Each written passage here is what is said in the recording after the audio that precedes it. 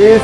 هغه وخت نه دی چې شل مړي و پښتاني په ویاړ باندې شخول او ورسته نو دا هدایت وته شوی وي چې تو په دا باندې ژاغیږي نه که په وژغېدلې مزید هم دا واقعي نورې حق کیږي چې په کیمه معاشره کښې یو بد سړی بد کور کوي بیا هغه ته په هغې معاشره کښې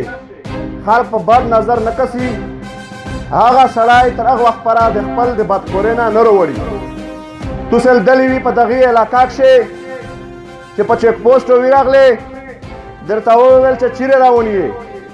بیا دې ورته وویل چې زه خو ونه ته راونی یم متین ته راونی یم بیا یې درته وویل چې 1 کیلو غوښه در سره وروړه 2 کیلو نسور وروړه او یو اخبار در سره وروړه تو پې خواشول شولې چې دا خو مو سره وژغېده دوه بوره چې په چیک پوسټ و درېیمه لږ کې مو ته راحت وي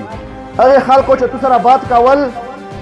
میزو سوشل بایکاټ نه ځینې کوو میزو په زړه کښې ښه ګڼل دغه نو مزید هم مې سره بات کول ویس هغه وخت نه دی چې دغه د مې سره بات کوي امید یې په زړه کښې ښه ګڼي ویس د غورځنګ سره چنجنګر غلی دی چې دغه د مې سره بات کوي مې پار دوی شي دغه بادي دی میشته دا اتفاق په هر دوی شي په چار دی میش په کراچۍ کښې وي د یوې د رشکي د سټینډ نه یې 20 کسان چکړل په بیا کمره کښې مړه کړل پانه بعد د هغې لاشینه په 4 لاک روپۍ خالي دغې د لاشینه میلاو شول په مونږ د هېڅوک هم نه غږېدل غونډ خلک پې غلی و ویس چې کله هم دا غورځنګر غلی دی چې پښتین سره چېرته ظلم کېږي چېرته پښتین مړ کېږي نور خو د میش سره نه توپې شته نه ټینکي نه شته دی نه داسې